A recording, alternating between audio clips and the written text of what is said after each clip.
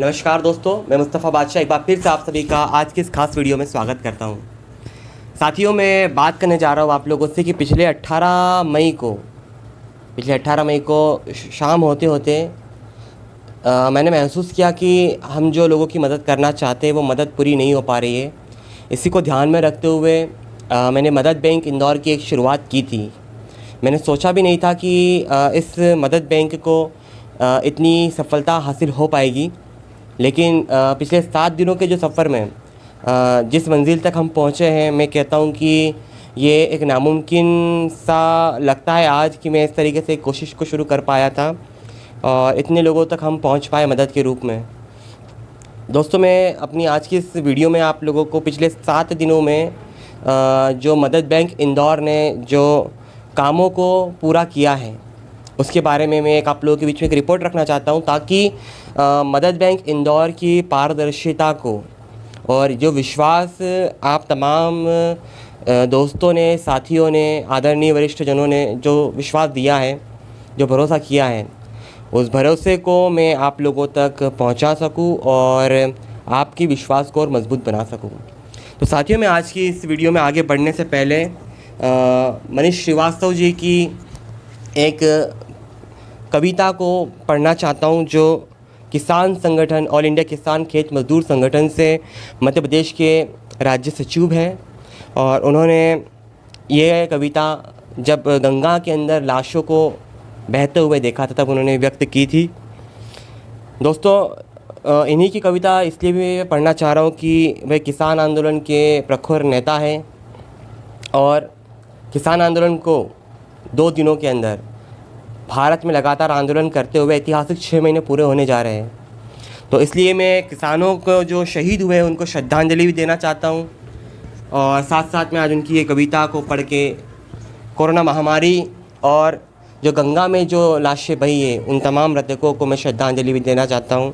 तो साथियों, उनकी कविता है, वज़न लाशों के ढेरों को सहन कर जाएगी गंगा, वज़न लाशों के ढेरों को सहन कर जाएगी गंगा, शर्म से डूब कर खुद में फ़कत मर जाएगी गंगा। मचल कर जा रही लाशें कफ़न जमहूरियत का है, मचल कर जा रही लाशें कफ़न जमहूरियत का है, सियासत के घिनौने रूप से डर जाएगी गंगा। जुदा होकर के अपनों से विदा लेकर चले अपने, जुदा होकर के अपनों से विदा होकर चले अपने, भला क्या पाप रहबर कि भुला पाएगी गंगा। कभी शमशान की होगी नहीं लकड़ी की, कभी शमशान की होगी मिली होगी नहीं लकड़ी, व्यवस्था पर पर्दा डालकर उठा जाएगी गंगा। उड़ाने गिद्ध भरते हैं सियासी आसमानों पर, उड़ाने गिद्ध भरते हैं सियासी आसमानों पर, समंदर तक को भला कैसे वो बचकर जाएगी गंगा।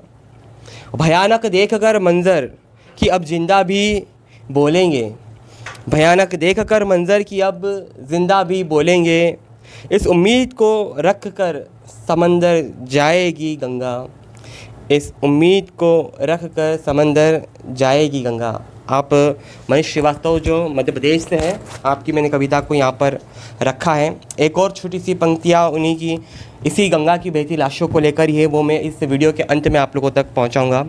तो दोस्तों, मैं जो बात करने जा रहा हूँ कि जब मैं मदद बैंक इंदौर की शुरुआत की थी तो मैंने देखा था कि हम जितनी मदद कर पा रहे थे, चाहे वो ब्लड की बात हो, चाहे प्लाज्मा अरेंजमेंट की बात हो, चाहे किसी को हॉस्पिटल में अवेलेबिलिटी हमें जो देखना था उसकी हम बात कर पा रहे थे, जो ये तमाम हम मदद कर पा रहे थे उस समय पर हम लोगों ने पूरी कोशिश की। किसी को ऑक्सीजन सिलेंडर अरेंज करवाया था, किसी को हमने गैस रिफिलिंग करवाई, किसी को दवाइयाँ कहाँ मिल सकती है वो हमने अरेंजमेंट के लिए बात की थी।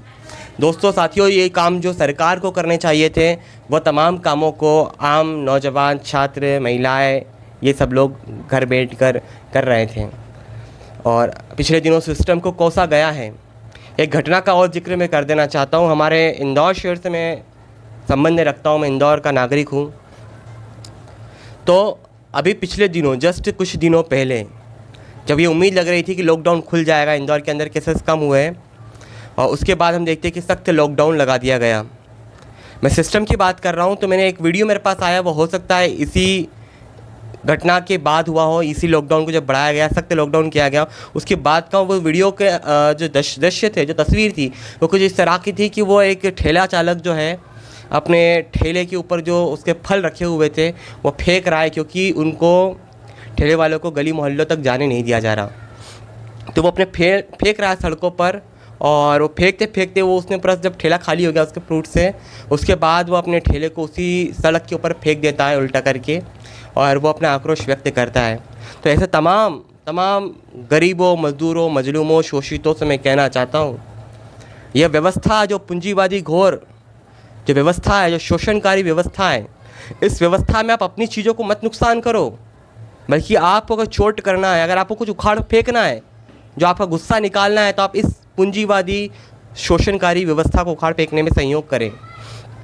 दोस्तों, मैं आपसे बात करना चाहता हूँ कि जब मैंने शुरुआत की थी मदद बैंक की, तो मैंने लोगों से अपील की थी कि आप अपने घरों में जो पुराना सामान है वो दीजिए। कपड़े हो सकते हैं, बच्चों की किताबें हो सकती है, और ऑक्सीजन सिलेंडर हो सकता है। क्योंकि जब ये मदद बैंक की जब मैंने शुरुआत की थी, तब मैं उसी दिन परेशान हो रहा था, 18 तारीख के दिन, जब एक साथी को ऑक्सीजन सिलेंडर की ज़रूरत थी और इमरजेंसी में उसको अवेलेबल नहीं करवा सका, क्योंकि उस तुरंत से चाहिए था, करीब 10 से 15 मिनट में, और उस समय एग्जैक्टली किसी के पास अरेंजमेंट नहीं हो पा रहा था सिलेंडर, और मुझे काफ़ी दुख हुआ कि मैं उनको अरेंज नहीं करके दे सका।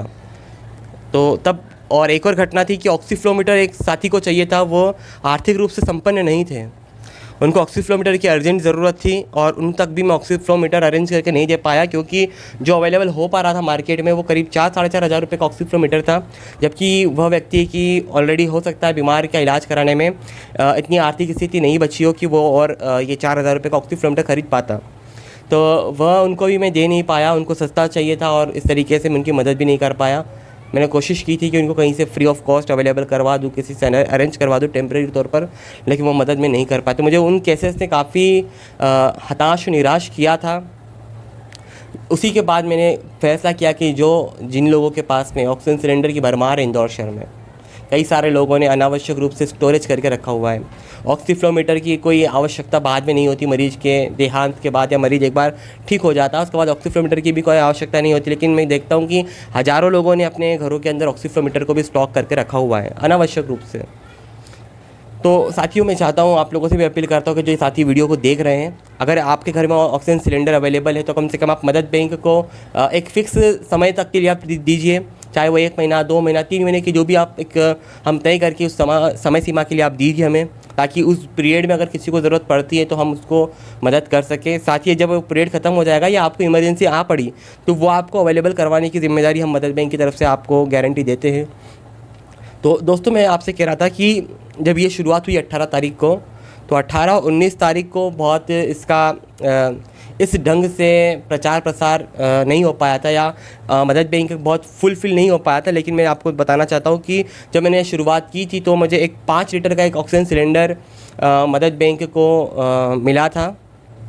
इसके बाद एक ऑक्सीफ्लो मीटर होता है जो ऑक्सीजन सिलेंडर के ऊपर लगता है, वो भी एक साथी ने मदद बैंक को डोनेट किया था, जो अभी 23 तारीख को, कल ही, वो एक ज़रूरतमंद तक हमने दे दिया है। वो 1 टाइम यूज़ वाला था, वो हमने दे दिया उन्हें। उसके बाद मैं देखता हूँ कि एक साथी थे और उन्होंने भी नाम बताने से मना किया हुआ था, लेकिन मैं कहना चाहता हूँ वकील भाई उनका नाम है, और उन्होंने एक अपने पिताजी के देहांत के बाद जो कमोड शेयर थी वो हमें डोनेट की, और वह भी उसके अगले ही दिन एक और ज़रूरतमंद थे। तो उनकी महिला जो है, उनकी वाइफ जो थी, वो अस्पताल से डिस्चार्ज होकर घर आई थी, और उनको जब पता चला कि हमारे पास कमोड शेयर है और उनको दिक्कत थी, तो वो हमसे लेकर गए हैं, और जब उनका काम हो जाएगा वो हमें लौटा देंगे। तो इस तरीके से दोबारा मदद हम दूसरे साथी तक कर पाएंगे। इसी तरीके से हम देखते हैं कि ये 19 तारीख को कमोड शेयर हम लोगों ने दी है। इसके बाद मैं देखता हूँ कि एक शाकिर साहब थे, उन्होंने अपनी बहन के लिए दवाइयाँ इकट्ठी हुई थी, वो दवाइयाँ मदद बैंक को उन्होंने डोनेट कर दी, और उसके बाद में वह दवाइयों को हमने जो है तो एक ज़रूरतमंद साथी तक पहुंचा दिया था। फिर इसके बाद हम लोग देखते हैं कि मदद बैंक को एक मैसेज मिला था। वह मैसेज था लखनऊ से। लखनऊ के अंदर एक बहन थी जिसकी माँ को अस्पताल में एडमिट किया हुआ था, और उनके इलाज के लिए पैसों की ज़रूरत थी। और इस तरीके के मैसेज आमतौर पर मैंने भी कई बार अपने व्हाट्सएप चैट पर मिले हैं मुझे भी, और कभी हम लोगों ने उसको इग्नोर किया है। लेकिन इस बार जब मैं मदद बैंक इंदौर की कोशिश कर रहा था, तो जिस साथी ने मुझे भेजा था उन्होंने कहा था अगर इनकी कोई मदद हो सकती तो आप ज़रूर ट्राई कीजिए। फिर मैंने इसकी पड़ताल की, फेसबुक पर गया, फेसबुक पर मित्रों से बात की, लखनऊ पर मैंने कॉन्टैक्ट किया और इस तरीके से पूरी मैंने जानकारी हासिल की। और जो सुमन जी जो पेशेंट थी उनके मैंने डॉक्यूमेंट्स वगैरह मंगाए, और उसके बाद मैंने इंदौर के साथियों से सहयोग की अपील की। जिसके बाद करीब मुझे शाम होते होते करीब 20 तारीख की शाम तक मेरे पास में 980 रुपये जमा हो चुके थे, जिसके अंदर मैंने 20 रुपये की राशि और जोड़कर 1000 रुपये जो बहन थी स्वाति उनको मैंने पहुंचा दिया। और इसका जब मैंने ये पहुंचाया तो उसका जो संयोग राशि जो देने वाले थे उन लोगों के नाम भी मैंने मेंशन, धन्यवाद किया उन्हें। और अटेंडर का भी नंबर मैंने मेंशन किया मैसेज में कि यह राशि जो हमने एकत्रित की थी यह अटेंडर XYZ तक पहुंच चुकी है और ये उनका नंबर है। अगर कोई चाहता है कि ये राशि पहुँची है या नहीं पहुँची है तो वो अटेंडर से बात भी कर सकता है। ये हम लोगों ने ट्रांसपेरेंसी के लिए कोशिश की थी। उसके बाद अगले ही दिन हम लोगों को कुछ कपड़े मिले थे इंदौर शहर में। एकता जी ने हमें ये कपड़े दिए थे, जिसे मैंने अपनी बहन सुप्रिया जी की मदद से ज़रूरतमंद महिलाओं तक वो कपड़े पहुंचाए थे। इसके बाद मैं आपसे बात करना चाहता हूं कि हमें एक साथी ने 500 रुपये आर्थिक मदद दी थी मदद बैंक इंदौर के लिए, जिसके बाद हम लोगों ने राशन उपलब्ध करवाने की शुरुआत की। वो जो 500 रुपये जो सबसे शुरुआती जो मुझे फ़ंड इस मदद बैंक की शुरू होने के बाद मिला, इससे पहले मैं बहुत बहुत धन्यवाद देना चाहता हूँ मेरे पूरे देश भर के जो विभिन्न प्रिय साथी जो मेरे जुड़े थे, कई सालों से मेरे संपर्क में रहे हैं, जो मेरे विचारों को जानते रहे थे। इससे पहले मैंने उनसे कई बार मदद मांगी थी, आर्थिक रूप से उन्होंने सहयोग किया था, और ये पहला मौका था जब मुझे उन तमाम पुराने साथियों के अलावा जो 500 रुपये की मुझे पहली मदद मिल पाई थी आर्थिक रूप से। तो मैं उनका, तृप्ति जी का भी बहुत बहुत धन्यवाद करता हूँ कि उन्होंने जो मोटिवेशन का काम किया था, इसके बाद हम लोगों ने राशन की सुविधा शुरू की थी मदद बैंक की तरफ से। इसके बाद मैं देखता हूँ कि हमें कई सारे लोगों ने कपड़े दिए और उन कपड़ों को हम लोगों ने ज़रूरतमंदों तक पहुँचाने की कोशिश की। साथियों, फिर मैं आपसे आगे बात करना चाहता हूँ कि जब ये लखनऊ का मामला सॉल्व हो चुका था, मतलब हम लोगों ने, सॉल्व तो नहीं हुआ है, वो अभी भी मरीज़ इलाज करवा रहे हैं, उनको काफ़ी खर्च लग रहा है, लेकिन उनके लिए हम इससे ज़्यादा राशि एकत्रित नहीं कर पाए, क्षमा भी चाहता हूँ मैं। तो फिर हमने अगला जो केस मुझे मिला था वह भोपाल की एक बेटी के लिए मैंने मदद जुटाई थी, जो 90% लंग्स जिसके डिफेक्ट हो चुके थे, तो उसके साथी के लिए भी मैंने मदद जुटाई थी लगातार 2 दिनों तक। और पहले दिन मुझे जो रकम इकट्ठी हुई थी वह राशि थी करीब 1916 रुपये। वो 1916 रुपये मैंने शाम होते होते उनके अटेंडर तक पहुंचा दिए थे भोपाल। जिसके बाद मुझे अगले दिन फिर उसी उद्देश्य के लिए पैसा हासिल हुआ था, जिसमें मैं बहुत बहुत साधुवाद देना चाहता हूँ अमानुल्लाह भाई और उनकी पूरी टीम को, अरीब वेलफेयर सोसाइटी को, जिन्होंने भोपाल की बेटी के लिए मुझे 1500 रुपये की मदद एकत्रित करके भेजी थी मदद बैंक इंदौर के अकाउंट में। और उस दिन की वो 1500 रुपये प्लस जो दूसरा जो फ़ंड आया था वह फ़ंड मिला के कुल 2122 रुपये हमने दोबारा भोपाल की बेटी के लिए मदद पहुँचाई। उसके बाद एक और मामला आया था मेरे संज्ञान में, जो धार की एक विधवा महिला थी जिसके पास 4 बेटियां हैं, और सबसे बड़ी बेटी की उम्र उसकी 12 साल थी और वो अभी विधवा हो चुकी थी, तो उसकी मदद के लिए कुछ राशि की ज़रूरत थी। तो धार में हमने उस केस को पूरा तफ्तीश किया, जैसे भोपाल का किया था, जैसे लखनऊ का किया था, उसी तरीके से पूरी पड़ताल करने के बाद धार की उस बेटी विधवा के लिए भी हम लोगों ने राशि एकत्रित की, और करीब 1235 रुपये वो हमें अगले दिन हमने उनको ट्रांसफ़र किया था। साथियों, इसी तरीके से फिर हम लोग जो फूड डिस्ट्रीब्यूशन भी कर रहे थे, और फूड डिस्ट्रीब्यूशन लगभग हम लोगों ने प्रतिदिन, ये फूड डिस्ट्रीब्यूशन का काम शुरू हुआ था साथियों 21 तारीख से। 18 तारीख को बैंक की घोषणा की थी, और 19 और 20 2 दिनों तक हम लोगों को राशन की आवश्यकता किसी ने नहीं बताई थी। लेकिन जैसे जैसे मैसेज लोगों तक पहुंच रहा था, लोगों को जब दिखने लगा कि मदद बैंक इंदौर लोगों की वास्तव में मदद कर रहा है, तो लोगों ने हमसे राशन की भी अपील की थी। तो मैंने बताया आपको कि जैसे मुझे जो 21 तारीख को 500 रुपये मिले थे, तो उसी राशि से मैंने लोगों को फूड अरेंज करके मैंने पैकेट बना के देना शुरू किए थे। और देखते देखते जैसे जैसे राशन पहुंचना शुरू हुआ और कॉल्स हमारे पास आने लग गए, और जैसे जैसे लोगों को पता चलता है कि मदद बैंक इंदौर इस तरीके से मदद कर रहा है, तो सहयोग देने वाले लोगों की भी संख्या बढ़ी।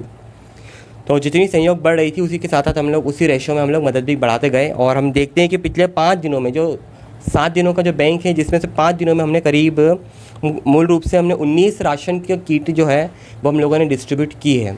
ये जो है हमारा इंदौर के अंदर विभिन्न इलाके हैं, चाहे वो आज़ाद नगर हो, चंदन नगर, केशव नगर, गीता नगर, जो पालदा क्षेत्र है वहाँ पर हम लोगों ने त्रिवेणी नगर में 2 किट भेजी थी, और अम्मान नगर जो यहाँ से बहुत पास एक इलाका है वहाँ हम लोगों ने पहुँचाई थी। और एक साथी जो है उनके द्वारा हम लोगों ने 6 राशन किट प्रोवाइड की थी। इस तरीके से मैं आपको बताना चाहता हूँ कि 19 राशन किटें इंदौर मदद बैंक की तरफ से ये जारी की गई थी। और साथियों, जो हम लोगों को इस सब चीज़ के अंदर जो हमने महसूस किया है, ये राशन उपलब्ध ना होना, इलाज के लिए पैसा ना होना, ये तमाम चीज़ें एक क्वेश्चन मार्क खड़ा करती है कि जो पीडीएस सिस्टम होता है राशन डिस्ट्रीब्यूशन जो करने वाला, वो आखिर कहाँ है। 2021 में है हम, टेक्नो फ्रेंडली है, सबके पास आधार यूनिक आइडेंटिटी है, सबके पास राशन कार्ड होना चाहिए, सबके पास आयुष्मान कार्ड होना चाहिए। अगर नहीं है तो आपने जो नेशनल लेवल पर, इंटरनेशनल लेवल पर जो मदद जुटाई थी वो आखिर लोगों को क्यों प्रोवाइड नहीं हो पाई है। लोग क्यों आखिर इधर उधर भटकने को मजबूर हो रहे हैं, क्यों सामाजिक संस्थाओं से लोग राशन की, दवाई की, इंजेक्शन की डिमांड कर रहे हैं। तो दोस्तों, मैं आप लोगों से यही कहना चाहता हूँ कि अब तक आप लोगों ने जितना सपोर्ट किया है तो निश्चित रूप से हम लोगों की मदद कर पाए हैं। और ये जो कुछ भी मदद बैंक इंदौर जो कुछ भी कर पाया है वो सब आप तमाम लोगों की सहयोग की वजह से हुआ। इस सहयोग में हमें छोटा बड़ा जो जितना भी राशि मिली है वो महाराष्ट्र से मिली है, राजस्थान से मिली है, दिल्ली से मिली है, हरियाणा से मिली है, छत्तीसगढ़ से आई है, पंजाब से आई है। और इस तरीके से छोटे बड़े से तमाम अमाउंट मिले थे ये मैं आप लोगों के बीच में जानकारी में दे रहा हूँ कि सभी लोगों ने इसमें सहयोग किया है। और हम लोगों ने विश्वास दिया है कि अगर हम लोग इंदौर में मदद कर रहे हैं, आसपास के इलाकों में मदद करने की कोशिश कर रहे हैं, अगर बाहर से भी कहीं से अगर कोई हमें जेन्युइन इंक्वायरी आती है तो हम उनकी मदद करने की पूरी कोशिश करेंगे। तो साथियों, 2 जगहों पर हम लोगों ने दवाई पहुंचाई थी। एक मरीज़ को दवाई में पैसा कम पड़ रहा था तो मदद बैंक इंदौर की तरफ से 460 रुपये उनको राशि पहुंचाई गई थी। और हम लोगों ने जो ये एक दवाई के लिए दिया, एक कॉलेज स्टूडेंट्स जो गर्ल्स थी, इनको राशन के लिए हम लोगों ने 500 रुपये ट्रांसफ़र किए थे। तो जो 3 राशि हम लोगों ने दी थी, लखनऊ, दिल्ली, लखनऊ, भोपाल और धार, और इसके अलावा हमने मेडिसिन्स के लिए दिया था और कॉलेज की गर्ल्स के लिए ट्रांसफ़र किया था फ़ंड। तो ये कुल फ़ंड हम लोगों ने 7,223 रुपये की राशि हम लोगों ने ट्रांसफ़र की है। इसके अलावा हम लोगों ने एक कमोड चेयर जो हमें मिली थी वो हम लोगों ने डिस्ट्रीब्यूट कर दी है। सिलेंडर अभी हमने किसी को दे रखा है। 19 राशन किट हम लोगों ने डिस्ट्रीब्यूट की है। एक ऑक्सीफ्लोमीटर है। 10 लोगों को अब तक हम मिले कपड़ों से 10 लोगों तक फ़ायदा पहुंचा चुके हैं, जिसमें साड़ियाँ हैं, जिसमें कुछ लड़कियों के कपड़े हैं, शर्ट है, पैंट है, जीन्स है, कुछ गर्म कपड़े हैं। इस तरीके के पूरे कपड़े जो ये सब थे वो हमने प्रोवाइड किए। हमें 2 जगहों से किताबें मिली थी और उन किताबों को भी हम लोगों ने ज़रूरतमंदों तक पहुंचा दिया है। तो दोस्तों, मैं आप लोगों से यही कहना चाहता हूं कि मदद बैंक इंदौर को आप लोगों ने पिछले 7 दिनों में, उससे पहले भी कई साथियों ने सहयोग लगातार किया था, और अभी जो आप लोगों ने ये जो सहयोग दिया है इसके लिए मैं बहुत बहुत धन्यवाद आप सभी का करता हूं। और मैं आप लोगों से उम्मीद और आशा करता, आप लोगों ने सवाल भी किए हैं कुछ लोगों ने कि मदद बैंक इंदौर कब तक करेगा और कहाँ तक मदद कर पाएगा लोगों की। तो मैं आप लोगों को यही कहना चाहता हूँ कि हमने शुरू करने के बारे में कभी नहीं सोचा था और शुरू हो गया और लोगों ने सहयोग दिया तो हम इतनी मदद कर पाए हैं। और आगामी दिनों में भी हमें जिस तरीके से नीड्स पता चलेगी, लोगों की ज़रूरत पता चलेगी, और अगर हमारे पास इतनी क्षमता होगी, अगर लोग हमें सहयोग हर तरीके से करते हैं, चाहे वो आर्थिक रूप से हो, चाहे इस तरीके के संसाधन जुटाने की बात हो। भी आज ही मुझे शाम को एक सुदामा भंवर कुआ क्षेत्र से एक फ़ोन आया था, जो साथी मुझे कह रहे कि सर हमारे पास में ऑर्डर की हम लोगों ने 3 ऑक्सीमीटर की, और जिसमें से 1 ऑक्सीमीटर हम घर के लिए रखेंगे और 2 ऑक्सीमीटर हम आपको मदद बैंक इंदौर में कंट्रीब्यूट करना चाहते हैं, डोनेट करना चाहते हैं। तो मैंने उनको बहुत बहुत धन्यवाद दिया कि बहुत अच्छी पहल है आपकी, और इस तरीके से और भी लोग जुटेंगे और सहयोग देंगे, मुझे बहुत खुशी होगी। दोस्तों, इंदौर के अंदर एक अस्पताल की आगामी दिनों में शुरुआत होने वाली है। वो तमाम सामाजिक संस्थाएं मिलकर उस अस्पताल की मूलभूत सुविधाओं को जुटाने का एक प्रयास कर रही है। तो उन्होंने भी मदद बैंक इंदौर से अनुरोध किया है कि अगर आप हमें कुछ ऑक्सीजन सिलेंडर्स, अगर खाली सिलेंडर अगर प्रोवाइड करते हैं तो वहाँ पर हम लोग मरीजों के अरेंजमेंट के लिए, इमरजेंसी के लिए वो ऑक्सीजन सिलेंडर्स का हम उपयोग कर पाएंगे। अगर आप कुछ डोनेशन दिलवा पाते हैं तो मैं तमाम दोस्तों से भी अनुरोध करता हूँ, इंदौर के साथियों से, कि जो साथियों को मैंने पहले भी कहा कि कुछ लॉन्ग टर्म के लिए अगर आप दे सकते हैं, 1 महीने के लिए, 2 महीने के लिए, 3 महीने के लिए ऑक्सीजन सिलेंडर, या कोई डोनेट परमानेंटली देना चाहे, तो इस तरीके से अगर आप सहयोग देते हैं तो वह डोनेशन हम लोग सीधा जो नवनिर्मित अस्पताल है, जिसके बारे में जल्द ही लोगों को पता चल जाएगा इंदौर के अंदर, तो उस सामाजिक संस्थाओं के द्वारा संचालित उस अस्पताल के लिए हमें सहयोग चाहिए।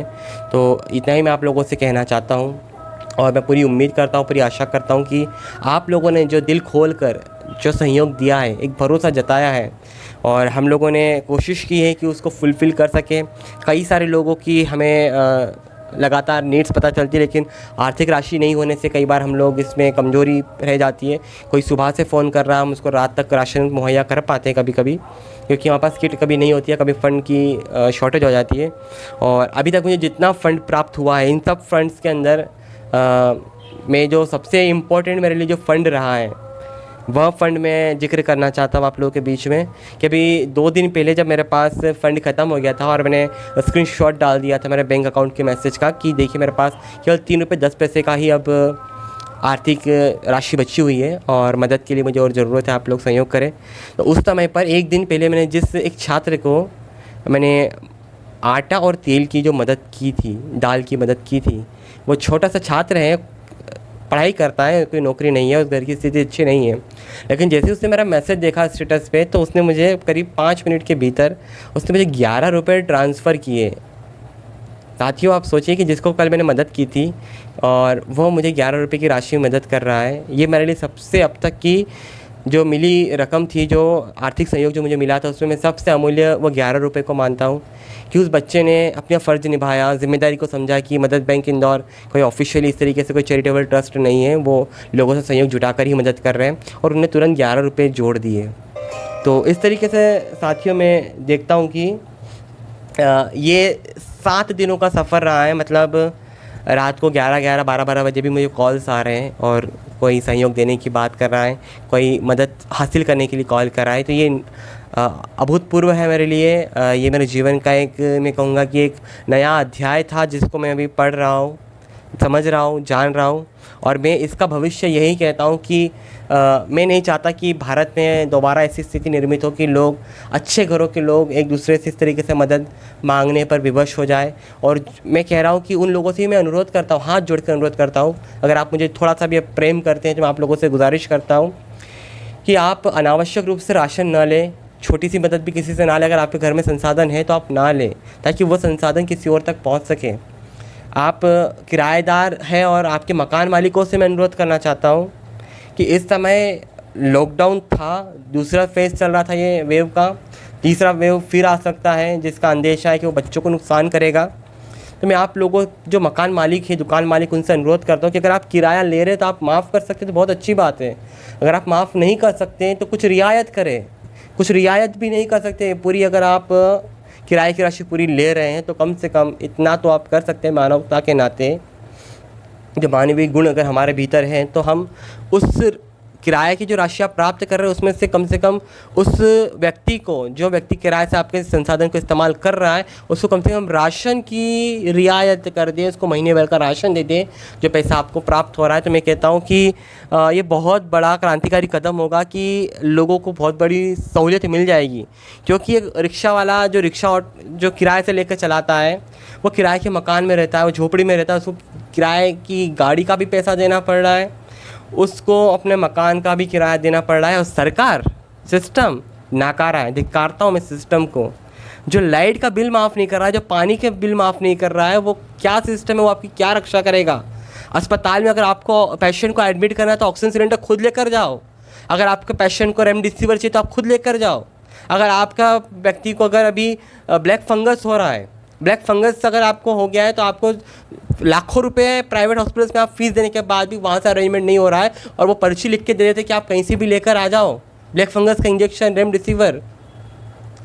ये 70 सालों की बात छोड़िए, पिछले 7 सालों का भी तो कोई हिसाब पूछना बनता है। मैं 70 साल वालों से भी सवाल कर रहा हूँ और 7 साल वालों से भी सवाल करता हूँ। कि अगर 7 साल भी अगर आपको मिले, उस 70 साल वालों को हमने कोस के 7 साल वालों को मौका दिया, तो आपने भी क्या योग्यता के साथ काम किया है।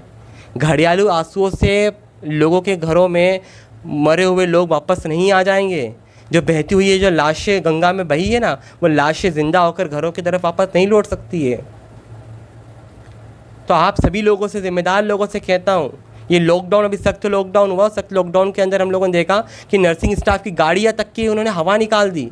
एक घटना मेरे साथ हुई थी, मैं किसी के राशन की मदद करने जा रहा था 9:30 बजे। उन्होंने कहा हमारे पास सच में भी, आप विश्वास करें, खाने के सामान नहीं है, आप लेकर आइए, हमें मदद कर सके तो बहुत राहत हो जाएगी। जब मैं मदद देने जा रहा हूँ तो रास्ते में पुलिस वाले मुझे भी परेशान कर रहे हैं। मैं उनसे कह रहा हूँ अगर आप नहीं दे सकते, अगर मुझे नहीं देने दे रहे हैं आप राशन, तो आप मेरी गाड़ी पे बैठिए और आप मेरे साथ चलिए। अगर मैं राशन प्रोवाइड नहीं कर रहा हूँ तो अब आप मेरी गाड़ी का वहीं जब्त कर लीजिए। तो वहाँ पर वो बहस हो रही है, वो बेइज्जती करने का प्रयास करते हैं। पिछले दिनों हमने देखा कि एक ब्लड ऑर्गेनाइजेशन जो ब्लड डोनेशन करवाता है, उसके साथ ही जब राशन डिस्ट्रीब्यूट करके जा रहे, चौराहे क्रॉस कर रहे, तो चौराहे पर उनकी गाड़ी की हवा निकाल दी गई। तो यह कैसा अमानवीय चेहरा इंदौर शहर के अंदर दिखा रहे हैं। जो स्वच्छता के अंदर हम लोगों ने फिजिकली शहर को तो साफ़ किया कचरे से, लेकिन जो मस्तिष्क के अंदर हमारी जो गंदगी भरी पड़ी है, उस मस्तिष्क की गंदगी को भी साफ़ करने की ज़रूरत है। चाहे वो कोई कलेक्टर हो, विधायक हो, सांसद हो, जनप्रतिनिधि हो, आप तमाम लोगों को आज इस समय पर लोगों को राहत पहुंचाने की ज़रूरत है। जो राहत पहुंचा रहा है उसको राहत पहुंचाने दिया जाए। अगर आप राहत नहीं पहुंचा रहे तो लोगों के मार्ग में रौड़ा पहुंचाने का भी आपको कोई अधिकार नहीं है। मैं खुलकर आपको ये बात कहना चाहता हूँ। तो साथियों, आप लोगों से अपील है कि आप लोगों ने मदद बैंक को एक बार फिर से जितना सहयोग दिया उसके लिए मैं अविश्वसनीयता के साथ में कह रहा हूँ कि आप लोगों ने जो मदद पहुँचाई है उसका मैं कभी भी धन्यवाद आपको प्रकट नहीं कर सकता। और यही मैं अपील भी करता हूँ कि अगर दिन अच्छे नहीं रहे, समय ख़राब आता रहा अगर कंटिन्यू, तो मैं आप लोगों से मदद बैंक इंदौर के लिए और भी आर्थिक और विभिन्न संसाधनों के रूप में मदद की अपील करता हूँ। तो मैं आज की इस वीडियो को यहीं समाप्त कर रहा हूँ और मैं कोशिश करूँगा कि इसी प्रकार से आप लोग तमाम साथियों से मैं कहना चाहता हूँ कि मदद बैंक इंदौर को जो सहयोग देने वाले लोग हैं वो कभी भी आप क्वेश्चन कर सकते हैं। अंधविश्वास, अंधभक्ति किसी की नहीं अच्छी है। जहाँ आपने अंधविश्वास किया, जहाँ आपने अंधभक्ति कर दी, वहाँ पे पतन होना शुरू हो जाता है। देश का भी पतन हो रहा है इसी अंधभक्ति की वजह से। अगर आपने मदद बैंक इंदौर पर अंधतापूर्वक विश्वास किया, अंधता के साथ समर्थन कर दिया, तो ये मदद बैंक के स्वास्थ्य के लिए भी हानिकारक हो सकता है।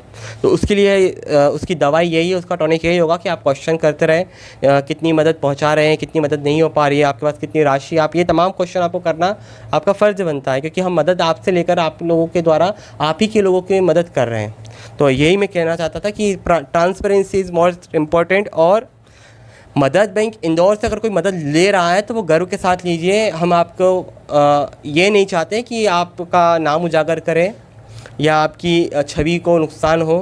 ये तो हालात ऐसे बन गए हैं कि अच्छे लोगों को भी राशन की ज़रूरत पड़ रही है। तो अगर हमारे पास राशन है तो आप बेफिक्र होकर, बेझिझक होकर आप हमसे अपील कीजिए। अगर हमारे पास संसाधन होंगे हम आप पूरी मदद करने की कोशिश करेंगे।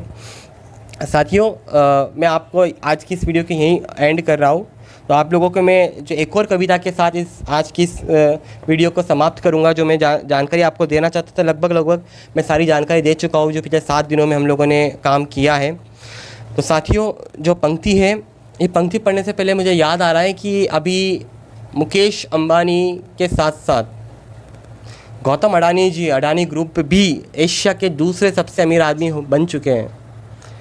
दोस्तों, अगर ये शरीर में से जो खून चूसा जा रहा है ना, आपका श्रम का मूल्य हो, आपके अस्पतालों में आपको रेमडेसिविर की कालाबाजारी, ये सब जो चीज़ें हो रही है, देश का 90% संसाधनों पर चंद मुट्ठी भर लोगों का अधिकार बना लिया है। देश 135 करोड़ 150 करोड़ लोगों से है, अंबानी अडानी से नहीं। समझे मेरी बात को?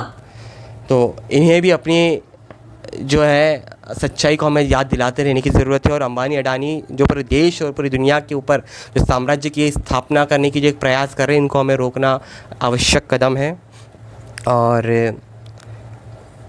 अब इससे ज़्यादा मैं और क्या कहूँ, आप तो जानते हैं। इस सब बातों के लिए मैं फिर कभी किसी वीडियो में आपको जिक्र करूँगा।